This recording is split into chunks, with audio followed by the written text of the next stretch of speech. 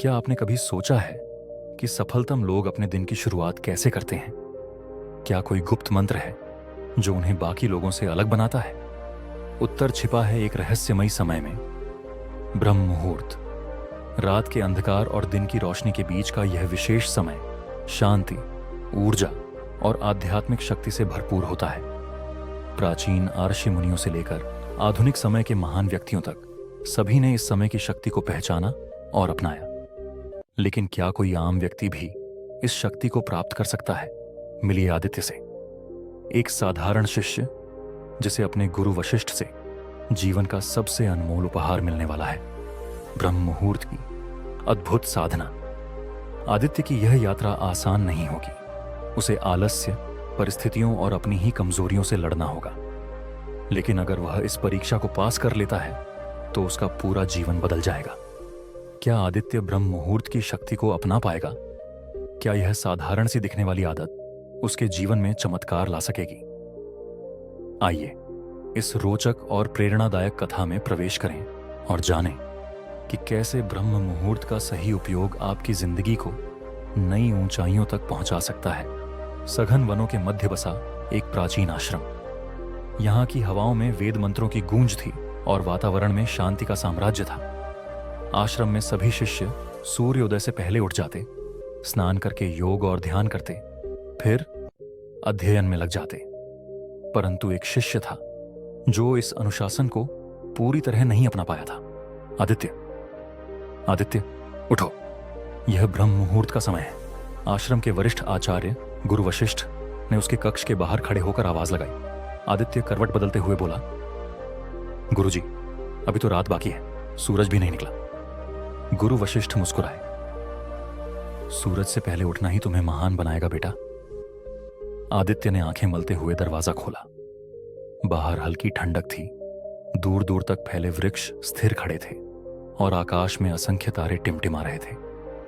आश्रम के अन्य शिष्य ध्यान की मुद्रा में बैठे थे। गुरु वशिष्ठ ने आदित्य की ओर देखा। क्या तुम्हें पता है यह समय कितना मूल्यवान है? आदित्य ने नकार में सिर हिलाया।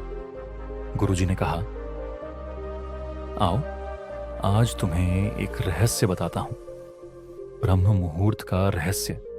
गुरु वशिष्ठ आदित्य को लेकर आश्रम के एक शांत स्थान पर गए, जहां बड़े बड़े वृक्षों की छाया थी। हल्की हवा बह रही थी और पक्षी धीरे धीरे जागने लगे थे। गुरुजी ने भूमि पर आसन जमाया और संकेत किया कि आदित्य भी बैठ जाए। आदित्य, क्या तुमने कभी सोचा है कि आर्षि मुनि, महान योगी और विद्वान ब्रह्म मुहूर्त में ही क्यों उठते थे?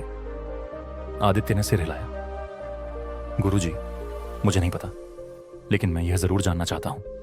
गुरु वशिष्ठ मुस्कुराए। ब्रह्म मुहूर्त यानी वह समय जब संपूर्ण ब्रह्मांड ऊर्जा से भर जाता है। यह दिन का सबसे शक्तिशाली समय होता है, क्योंकि यह आत्मचिंतन, ध्यान और नई शुरुआत के लिए सर्वोत्तम है। आदित्य ने उत्सुकता से पूछा, लेकिन यह कैसे संभव है? यह तो बस एक सामान्य सुबह का समय है, इसमें ऐसा क्या खास है? गुरु वशिष्ठ ने एक गहरी सांस ली। तुम जानते हो, जब सूर्य उदय होता है तब पृथ्वी के वातावरण में कई परिवर्तन होते हैं। प्राचीन ग्रंथों के अनुसार ब्रह्म मुहूर्त में वायुमंडल में विशेष प्रकार की प्राण ऊर्जा होती है। वैज्ञानिक भी मानते हैं कि इस समय ऑक्सीजन की मात्रा सबसे अधिक शुद्ध होती है, जो मस्तिष्क और शरीर के लिए अत्यंत लाभकारी है। आदित्य ध्यान से सुन रहा था।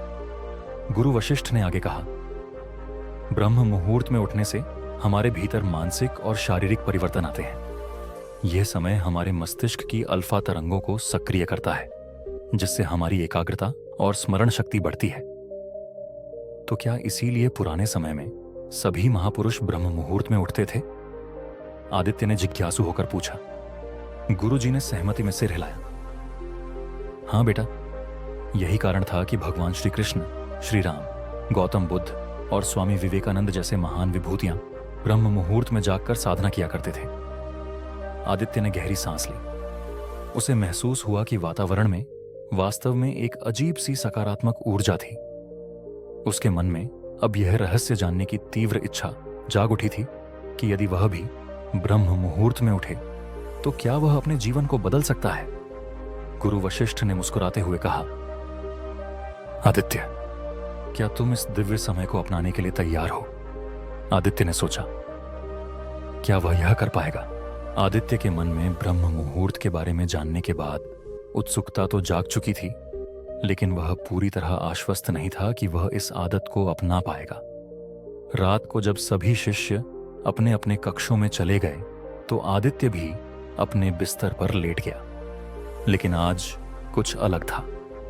गुरु वशिष्ठ के शब्द उसके कानों में गूंज रहे थे। जो ब्रह्म मुहूर्त को जीत लेता है वह अपने जीवन में किसी भी चीज पर विजय प्राप्त कर सकता है। आदित्य ने निश्चय किया, कल मैं ब्रह्म मुहूर्त में उठूंगा, चाहे कुछ भी हो। लेकिन जैसे ही उसने आंखें बंद की, विचारों का झंझावात शुरू हो गया। इतनी जल्दी उठना आसान नहीं होगा। अगर नींद नहीं खुली तो, अगर मैं असफल हो गया तो। धीरे धीरे उसकी आंखें झपकने लगीं और वह गहरी नींद में सो गया। आशाराम में अभी सन्नाटा था। चांद की हल्की रोशनी अभी भी फैली हुई थी और तभी, आदित्य उठो! गुरु वशिष्ठ की गहरी आवाज उसके कानों में पड़ी, लेकिन आदित्य का मन और शरीर दोनों ही विरोध कर रहे थे। गुरुजी, बस 5 मिनट और। गुरु वशिष्ठ मुस्कुराए। यह वही संघर्ष था जिससे हर साधक गुजरता है। बेटा, यह तुम्हारी पहली परीक्षा है। क्या तुम अपनी नींद को हरा सकते हो? आदित्य को झटका लगा। यह तो सचमुच परीक्षा थी। उसने हिम्मत जुटाई और उठ बैठा, लेकिन जैसे ही उसने बिस्तर से पैर नीचे रखे, एक ठंडी हवा उसके पैरों से टकराई और उसका मन फिर से करवट लेने को हुआ।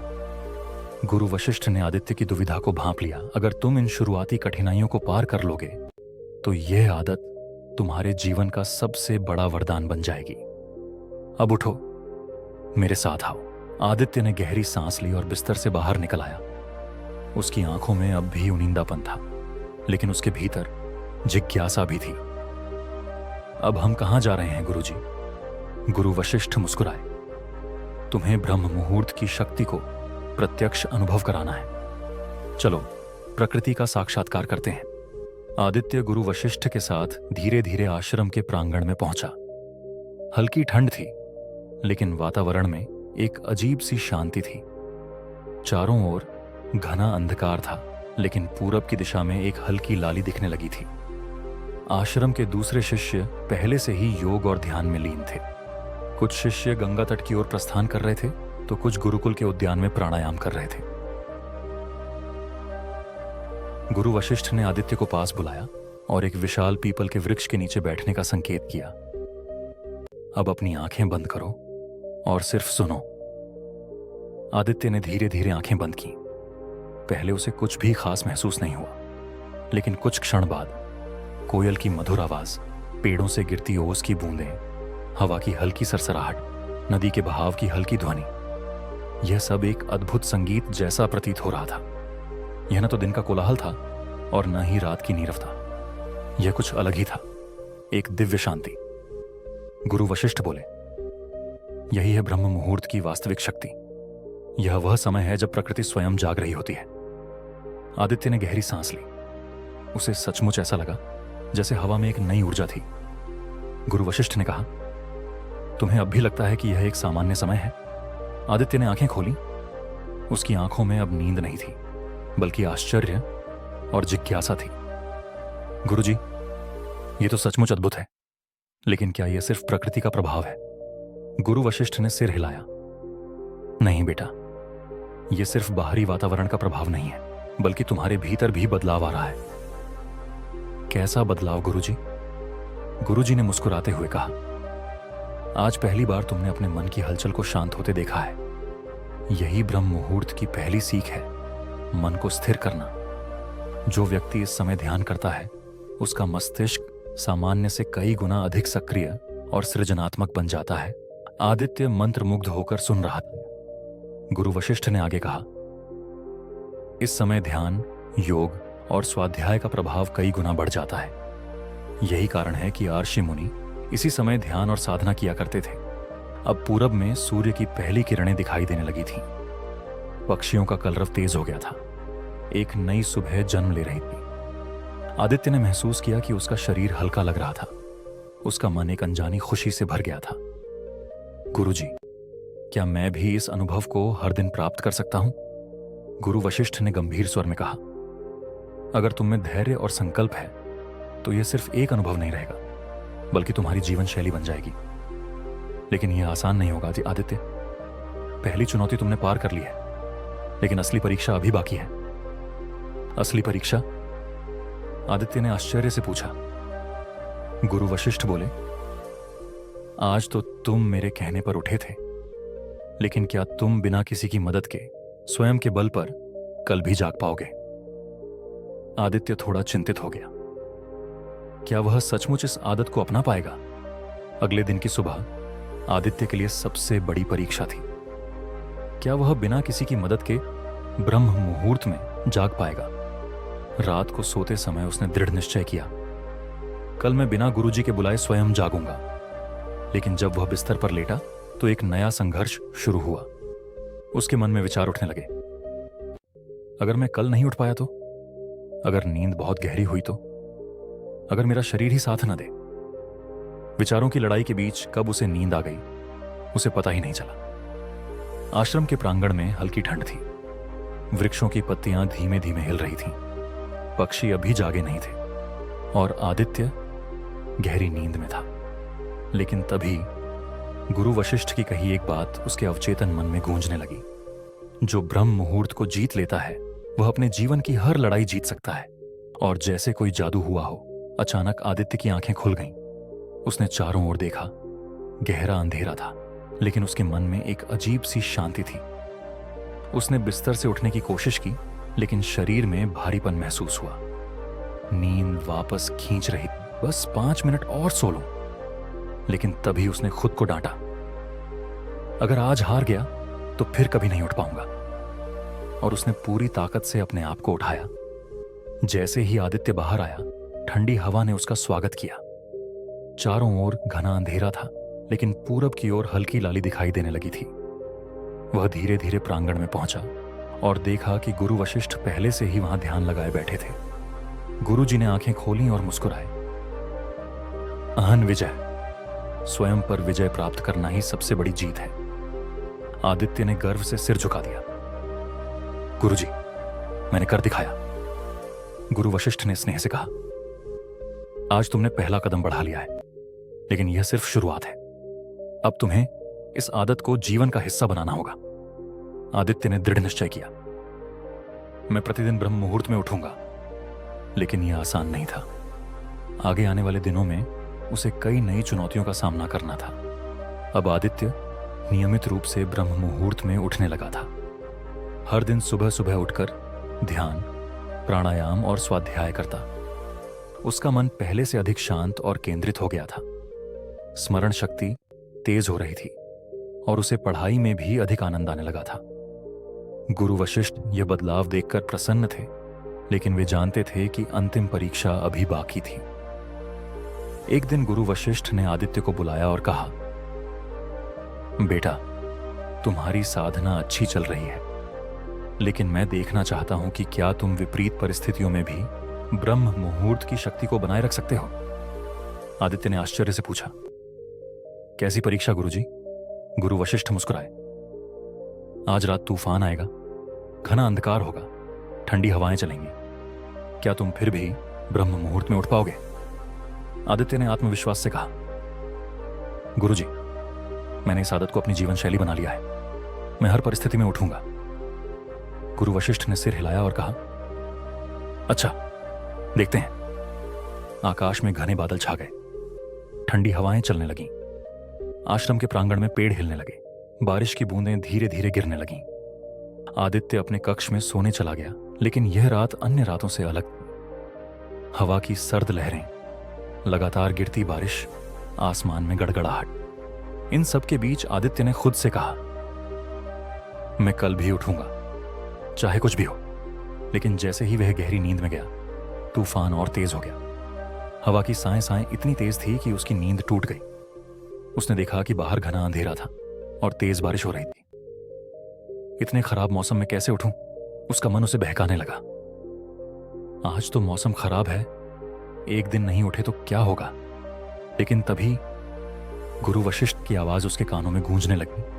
जो ब्रह्म मुहूर्त को जीत लेता है वह अपने जीवन की हर लड़ाई जीत सकता है। आदित्य ने गहरी सांस ली और अपनी पूरी इच्छा शक्ति एकत्रित करके उठ खड़ा हुआ। उसने ठंड, हवा और बारिश की परवाह नहीं की और बाहर निकल गया। गुरु वशिष्ठ पहले से ही प्रांगण में खड़े थे। उन्होंने आदित्य को देखा और मुस्कुराए। तुमने अंतिम परीक्षा पास कर ली बेटा। आदित्य के चेहरे पर आत्मविश्वास था। उसने अब जान लिया था कि ब्रह्म मुहूर्त में उठना केवल एक आदत नहीं बल्कि आत्मानुशासन और आत्मविजय की यात्रा थी। समय बीतता गया। आदित्य अब हर दिन ब्रह्म मुहूर्त में उठता। उसका मन पहले से अधिक स्थिर हो गया था। उसकी पढ़ाई में उत्कृष्टता आने लगी। ध्यान करने से उसकी एकाग्रता बढ़ गई। गुरु वशिष्ठ ने एक दिन उसे बुलाया और कहा, आदित्य, अब तुम्हारी साधना पूर्ण हुई। अब तुम तैयार हो इस ज्ञान को औरों तक पहुंचाने के लिए। आदित्य ने सिर झुका लिया। गुरुजी, ब्रह्म मुहूर्त ने मेरा पूरा जीवन बदल दिया। अब मैं इस शक्ति को दूसरों तक भी पहुंचाऊंगा। गुरु वशिष्ठ ने स्नेह से उसके सिर पर हाथ रखा। यही सच्ची विद्या है बेटा। ज्ञान केवल अपने लिए नहीं बल्कि संसार के लिए होता है। आदित्य ने मुस्कुराते हुए संकल्प लिया, अब मैं ब्रह्म मुहूर्त की शक्ति को अपने जीवन का मूल मंत्र बना लूंगा। इस कहानी के माध्यम से हमने जाना कि ब्रह्म मुहूर्त केवल एक समय नहीं बल्कि आत्मविजय की यात्रा है। जो व्यक्ति इस समय को अपनाता है वह अपने जीवन में अनुशासन, आत्मबल और सफलता की नई ऊंचाइयां छूता है।